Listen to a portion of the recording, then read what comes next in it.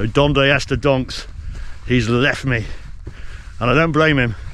I'd leave me too. Yep, Donks left me well behind today on yet another marvellous sunny day on the magical Pembrokeshire coast path. I was examining old ruins, interesting outcrops of rock, and a very curious Stone Age ruin. But that's enough about my walking, mate. We were heading southwest from Pwll Deri to Porthgain on stage 5 of our week of walking.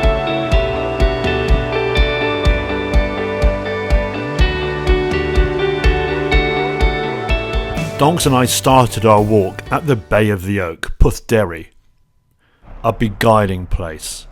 During storms, these waters are treacherous. Today, it was flat calm.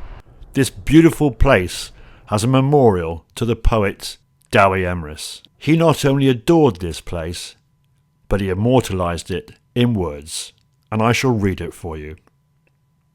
So the poem Pwll Deri. I turn my back on distant mountains and face towards the sea, and having seen Pwll Deri once, I'll love it endlessly. I know there are other places worthy of praise and more, but despite all grandeur, Pwll Deri is closest to my heart.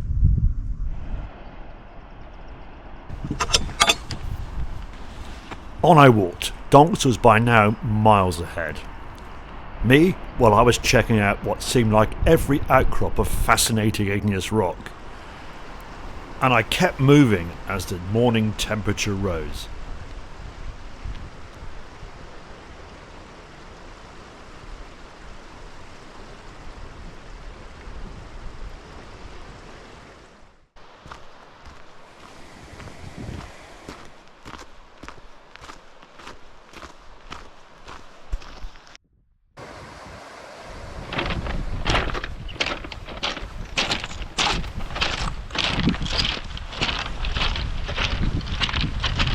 It's a wild stretch of coastline this.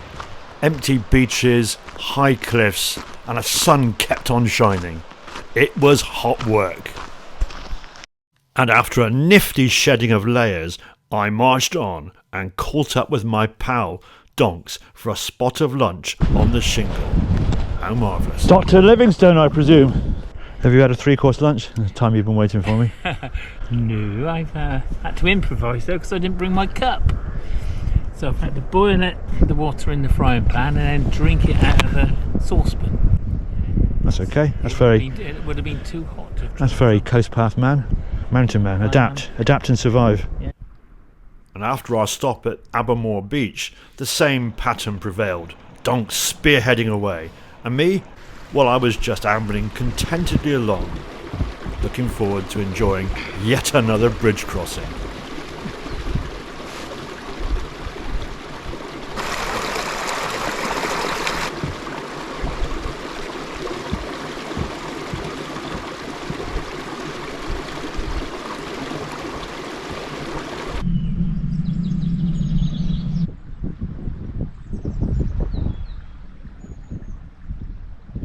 This is a fine and dandy touch.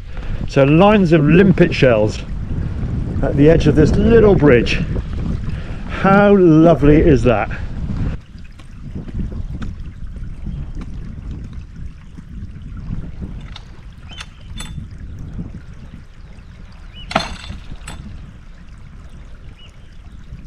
And next up, Carrick Samson.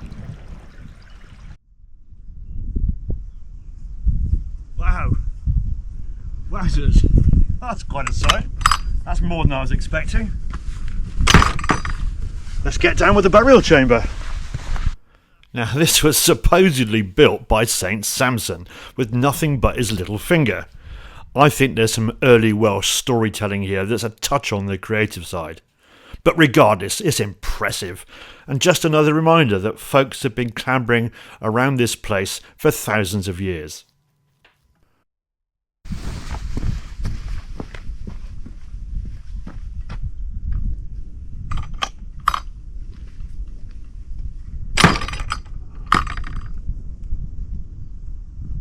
on I trudged towards the various ruins at Treffin. Firstly, some old quarry buildings, but down in the valley, the old mill, which stopped grinding grain in 1918, and the ruins stand defiantly against the elements today.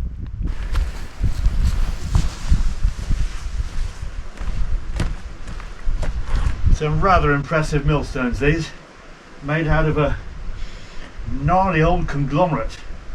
So very pebbly rocks, so very abrasive, so perfect for the job. It's a landscape that demands respect, and frankly a strong pair of knees too. It's that time of day where both Donks and I are beginning to feel it. Oh, lovely Porthgain. Good to see you. End of walk. Last slam of a style.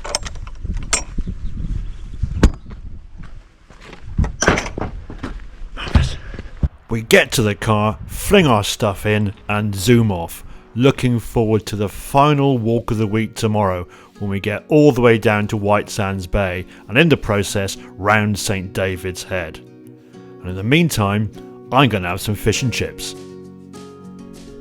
You've been watching another walking adventure from me, Steve, the PonyTailed Pensioner. Thank you for sticking with it. Parking details and an Ordnance Survey map are linked down below if you fancy recreating the chaos. There are lots more walks on my channel and I usually post a new one each Saturday, unless of course I'm stuck in a hedge. So subscribe and follow along, and let's keep wandering. This may cause a sunrise and it won't. But know your time will come.